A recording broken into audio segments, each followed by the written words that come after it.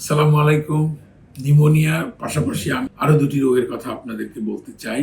একটি হলো chronic bronchitis, আরেকটি হলো ব্রঙ্কিয়াল অ্যাজমা। ব্রঙ্কিয়াল অ্যাজমাটা আসলে এটি একটি spectrum of disease. Bronchial asthma, এই অ্যাজমা দেখবেন যে কারো একটু খুসখুসে কাশি হচ্ছে, ধুলাবালিতে যাচ্ছে, একটু খুসখুসে কাশি।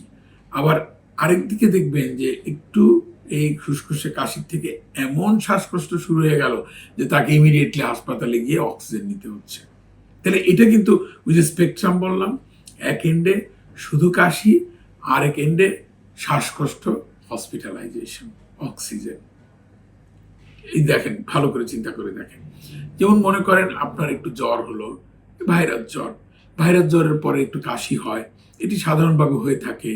এবং আপনি একটু ধুলিবালিতে যাচ্ছেন, এই সময়টা একটু ড্রাই সিজন, ধুলাবালি, ডাস্ট বেশি, এবং অ্যাটমসফিয়ার থেকে যে সমস্ত ধুলিকণা, বালি, এগুলো আমাদের লাংসে ঢুকছে, এগুলো ইরিটেট করতেছে।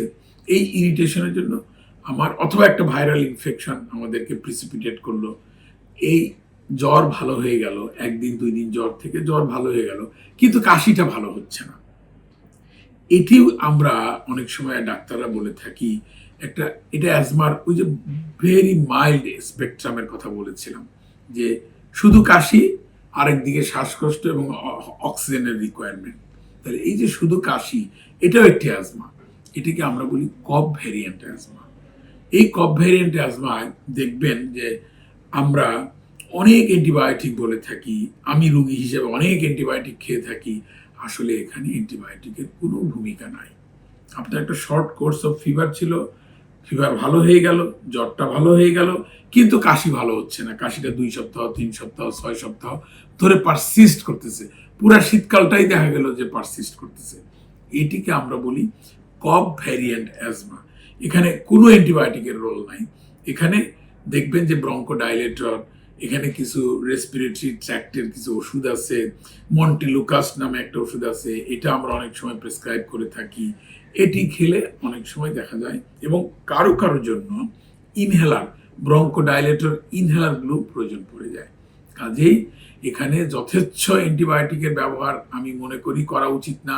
এটি করলে আমাদের ক্ষতি হয়, আমাদের সোসাইটির ক্ষতি হচ্ছে, এবং অ্যান্টিবায়োটিকের রেজিস্ট্যান্সের মাত্রাটা অনেক বেড়ে যাবে।